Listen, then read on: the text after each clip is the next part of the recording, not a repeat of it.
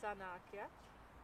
Māsai piedzimstot, mums tagad ģimenē ir ienācis tāds vēl viens sievišķīgais un meitenīgais aspekts, un tur gribas kaut kādas lelles un skaistas grāmatas ar visādiem zaķīšiem un tādas kaut kādas maigākas izdarības. Protams, brāļi ir parūpējušies par to, ka māsa ir ar ninjas spējām. Tā bija viņiem vēlme, tā, ka mēs gaidījām, vēl nezinājām, kas būs. Sievai, protams, tā kā gribējās, lai tas trešais ir meitiņa, bet brāļi visu laiku teica, ka viņiem vienalga, ka tikai ninjas spējām. Tur jāpievienojās arī man. Māsa ir ninja? Jā. Ninjas spējas viņi ir dabūjuši. Paši to gan tagad nožēlo dažreiz, bet visur, kur vien var uzlīst, kur vien var uzkauties, pacīnīties, to māsai gribās uzreiz, vai ne? Ko jūs tagad māsai esat iemācījuši darīt? Kauties. Un lekt no dīvāna? Jā, uz spilvenēm. Viņa tagad jau arī pati kāp otrajā stāvā gultā. Tad visu laiku ir jāvaktē. Partizāns mazliet. Par pienākumiem, ja mēs runājam, tad īsti nekas tāds baigi mums sadalīts nav. Sanāk, kad tas, kurš tajā brīdī ir ar kuru bērnu, tas arī tad risina tos jautājumus, kas ir pacēlušies. Vienīgais, laikam, kur mums ir vairāk varbūt kaut kas sadalīts, tas ir, kad veļas mazgāšana pārsvarā ir uz sievu. Mēs tieši šodien runājām, kad tas ir tāds nebeidzamais. Divas lietas, kas nebeidzās dzīvē, tad, kad tev ir 3 bērni, tas ir mazgāt traukus un mazgāt veļu. Pārsvarā traukus mazgā es un pārsvarā veļu mazgā sieva, bet tāda to, ko vajag, to arī. Jo man nepatīk traukus mazgāt. Un tu man neļauj mazgāt veļu. Tā kā jā, bet savādāk nekas tāds baigs sadalīts mums nav. Nu, ja sieva ir kaut kur vienā istabā, es esmu otrā istabā, tad jātiek galā ar tiem bērniem un tām nepatikšanām, kas tajā istabā rodās. Un otrādāk. Sapnis mums ir vēl ar vienkārši palicis, vai ne? Jā. 3 bērni neiznīcina visu sapnis. Tad mēs gribam māju, vai ne, Džeki? Jā. Gribās māju, un kur mums gribās māju? Pie ūdens. Pie ūdens un mežā, pilnīgi pareizi, pie ūdens un mežā. Un ko mums vēl gribas, Robert, kad būs māja? Suni. Tieši tā, sunim mums gribās. Evelīna gan uz šo, ja viņa mācētu runāt, atbildētu, ka viņai gribas daudz suņus. Ļoti daudz suņus. Un kaķus, un putnus, un ziloņus, un žirafus. Visu gribās Evelīnai. Visus dzīvniekus 30. Jā. Bet jā, tas sapnis mums ir kaut kādā līdzīgā mežā, kā šitas te, kur būtu priedes egles, namiņš pie ūdens, tā lai katram ir sava istaba un var arī daudz laika pavadīt ārā un ar mājdzīvniekiem un tā. Jā. Ja? Es nemeloju par mūsu sapni. Un vēl vīrs grib uz Havaju salām. Jā. Kad puikas viņam prasa, tēti, ko tu gribētu, vai tev uzdāvina? Vai tēti, ko tu gribētu? Viņš saka, es gribu uz Havaju salām. Tā kā tas tāds vīra sapnis. Ne, puikām arī gribētos. Es gan to nesaku tikai tad, kad prasu, ko uzdāvināt. Es to saku arī tad, kad man puikas paziņo, ka es gribu to vai es gribu šito. Es saku, es gribu uz Havaju salām.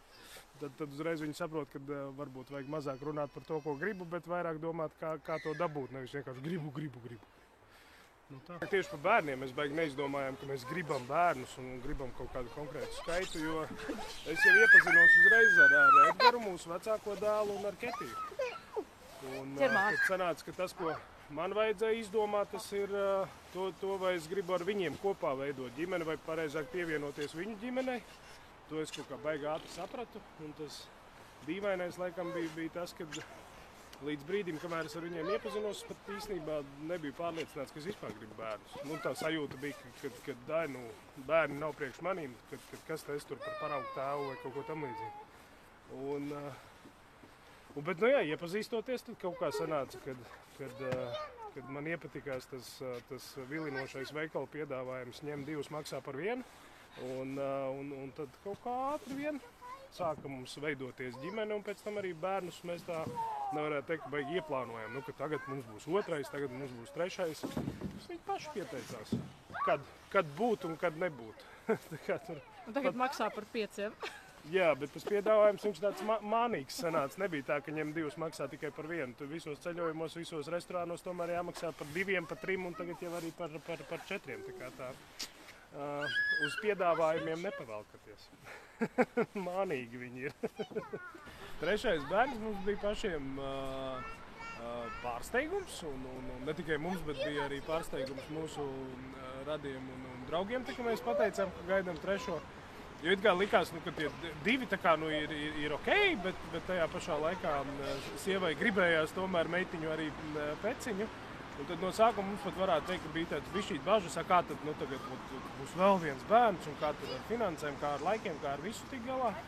Tas interesantais secinājums laikam bija, ka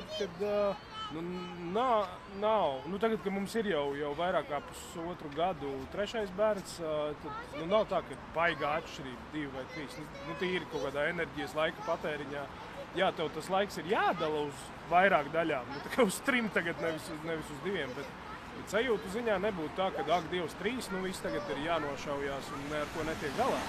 Arī finansiāli nav tā, ka tās izmaiņas ir tik grandiozas. Jā, varbūt vairāk tur aiziet šobrīd autiņbiksītēs naudu, ko pie 2 bērniem es šobrīd vairs netērētu, jo bērni ir lieli, bet savukārt ir kaut kādi citi atbalsta mehānismi no valsts un no pašvaldības, kur tā kā tas izlīdzinās, jo mums šobrīd puikam vecākajam vairs nav par treniņiem jāmaksā, jo mēs esam daudz bērnu ģimene, un tad pašvaldība tā kā sedz daudz bērnu ģimenēm šos treniņus.